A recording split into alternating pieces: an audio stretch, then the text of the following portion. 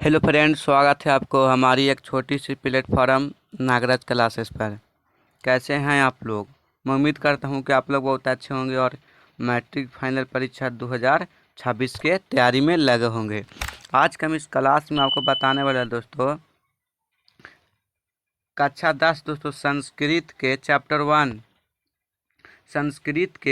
Chapter 1 मंगलम पाठ। दोस्तों मंगलम पाठ से जितना भी ऑब्जेक्टिव क्वेश्चन पूछा जाता है दोस्तों, संस्कृत के चैप्टर 1 मंगलम पाठ जितना ऑब्जेक्टिव पूछा जाता है दोस्तों, इन सभी चैप्टर से जितना ऑब्जेक्टिव पूछा जाता है उन सभी ऑब्जेक्टिव क्वेश्चन को दोस्तों हम एक क्लास में ख़त्म करने वाले हैं दोस्तों। अगर इन सभी ऑब्जेक्टिव क्वेश्चन को आप याद कर लेते हैं दोस्तों, सीधे आपको परीक्षा में पूछा जाएगा दोस्तों। जी हाँ, सीधे आपको परीक्षा में पूछा जाएगा। अगर इन सभी क्वेश्चन को आप याद कर लेते हैं, सीधे आपको परीक्षा में पूछा जाएगा। एक भी प्रश्न आपको नहीं छूटेगा मंगलम पाठ चैप्टर से। इन सभी क्वेश्चन को आप जरूर याद कर लीजिएगा। बहुत इंपॉर्टेंट क्वेश्चन है जो कि हर एक सवाल 2 से 3 बार रिपीट हो चुका है। बिहार बोर्ड ने हर एक सवाल को 2 से 3 बार रिपीट कर चुका है, इसीलिए मैं बोल रहा हूँ कि सीधे परीक्षा में पूछा जाएगा।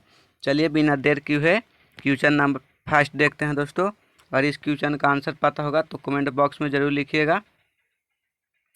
देख सकते हैं क्वेश्चन नंबर पहला क्या बोल रहा है दोस्तों। क्वेश्चन नंबर यहाँ पे देख सकते हैं पहला। क्वेश्चन नंबर पहला देखते हैं यहाँ पे, वेदामेहंत पुरुषो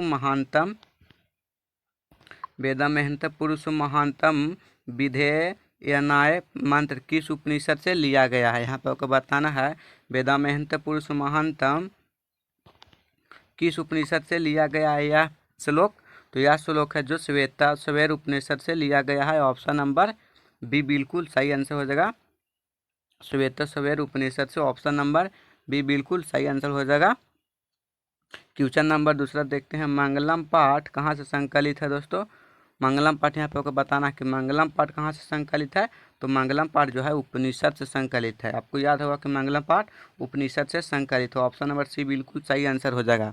अगर आप इन सभी क्वेश्चन को आप याद कर लेते हैं नोटबुक पर लिखकर, तो बहुत इंपॉर्टेंट है, एक भी सवाल मंगलम पाठ से नहीं छूटने वाला। तो जरूर इन सभी ऑब्जेक्टिव क्वेश्चन को आप नोटबुक पर लिख कर याद कर लीजिएगा। क्वेश्चन नंबर तीसरा देखते हैं, अनोरणीयान महतो महिमानंद मंत्र किस उपनिषद से संघारित है। यहाँ पर आपको बताना है अनोरणीयान महतो महिमानंद मानतम मंत्र किस उपनिषद से लिया गया है दोस्तों। तो यह मंत्र है जो कठोपनिषद से लिया गया है। ऑप्शन नंबर बी बिल्कुल सही आंसर हो जाएगा। कठोपनिषद से लिया गया है। ऑप्शन नंबर बी बिल्कुल सही आंसर हो जाएगा। क्वेश्चन नंबर 3 के ऑप्शन नंबर बी बिल्कुल सही आंसर हो जाएगा। क्वेश्चन नंबर अगला देखते हैं, नदियाँ नाम और रूप को छोड़कर किसमें मिलती है। नदियाँ नाम और रूप को छोड़कर किसमें मिलती है। देख सकते हैं बिहार बोर्ड ने इस क्वेश्चन को 2018 में रिपीट कर चुका है दोस्तों। नदियाँ नाम और रूप को छोड़कर समुद्र में मिल जाती है। ऑप्शन नंबर ए बिल्कुल सही आंसर हो जाएगा। क्वेश्चन नंबर 4 का ऑप्शन नंबर ए बिल्कुल सही आंसर हो जाएगा। क्वेश्चन नंबर अगला देखते हैं दोस्तों, महान से भी महान क्या है। यहाँ पर आपको बताना है महान से भी महान क्या है। तो महान से महान आत्मा है। महान से महान क्या है। तो महान से महान आत्मा है। ऑप्शन नंबर ए बिल्कुल सही आंसर हो जाएगा। महान से महान आत्मा है। क्वेश्चन नंबर 6 देखते हैं, यह संपूर्ण संसार किसके द्वारा अनुशासित है। यह संपूर्ण संसार किसके द्वारा अनुशासित है। तो परमात्मा के द्वारा अनुशासित है। ऑप्शन नंबर बी बिल्कुल सही आंसर हो जाएगा। क्वेश्चन नंबर 6 के क्वेश्चन नंबर 7 देखते हैं, सत्यमेव जयते किस उपनिषद का मूल मंत्र है। यहाँ पे आपको बताना है कि सत्यमेव जयते किस उपनिषद का मूल मंत्र है दोस्तों। तो जो सत्यमेव जयते है वह मुंडकोपनिषद के मूल मंत्र है। ऑप्शन नंबर सी बिल्कुल सही आंसर हो जाएगा। मुंडकोपनिषद से लिया गया है। सत्यमेव जयते कहाँ से लिया गया है। मुंडकोपनिषद से। क्वेश्चन नंबर 8 देखते हैं, हिरण्मयन पात्रम देशते यह मंत्र किस उपनिषद से लिया गया है। हिरण्मयन पात्रम देशते, तो यह श्लोक है जो ईशावास्य से लिया गया है। ऑप्शन नंबर ए बिल्कुल सही आंसर हो जाएगा। ईशावास्य उपनिषद से लिया गया है।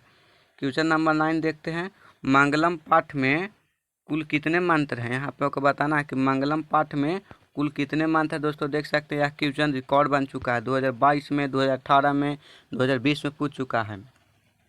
मंगलम पाठ में कुल कितने मंत्र है। तो मंगलम पाठ में 5 मंत्र है दोस्तों। 5 मंत्र है। मंगलम पाठ में कितना मंत्र है। तो 5 मंत्र है। ऑप्शन नंबर ए बिल्कुल सही आंसर हो जाएगा। मंगलम पाठ में कुल 5 मंत्र है। ऑप्शन नंबर ए बिल्कुल सही आंसर हो जाएगा। क्वेश्चन नंबर अगला देखते हैं, सत्य का मुंह किससे ढका हुआ है? सत्य का मुंह किससे ढका हुआ है दोस्तों? तो सत्य का जो मुंह है वह हिरण्मयन पात्र से ढका हुआ है। ऑप्शन नंबर बी बिल्कुल सही आंसर होगा।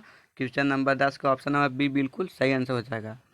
सत्यमेव जयते क्वेश्चन नंबर 11 देखते हैं, सत्यमेव जयते किस उपनिषद से लिया गया है?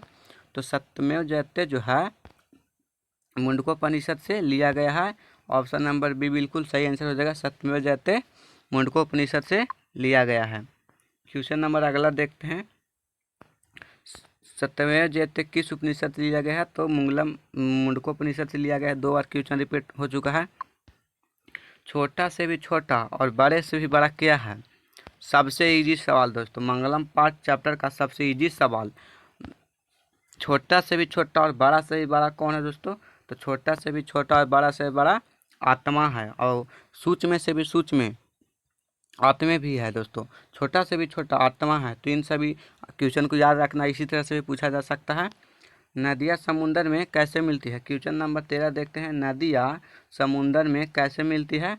तो नदियाँ जो है समुंदर में नाम और रूप को छोड़कर मिल जाती है। ऑप्शन नंबर डी बिल्कुल सही आंसर हो जाएगा। नदियाँ नाम और रूप को छोड़कर समुंदर में मिल जाती है। ऑप्शन नंबर डी बिल्कुल सही आंसर हो जाएगा। क्वेश्चन नंबर अगला देखते हैं, किसकी जीत नहीं होती है? किसकी जीत नहीं होती है? तो असत्य की जीत कभी नहीं होती है। ऑप्शन नंबर सी बिल्कुल सही आंसर हो जाएगा। असत्य की जीत कभी नहीं होती है। ऑप्शन नंबर सी बिल्कुल सही आंसर हो जाएगा, असत्य।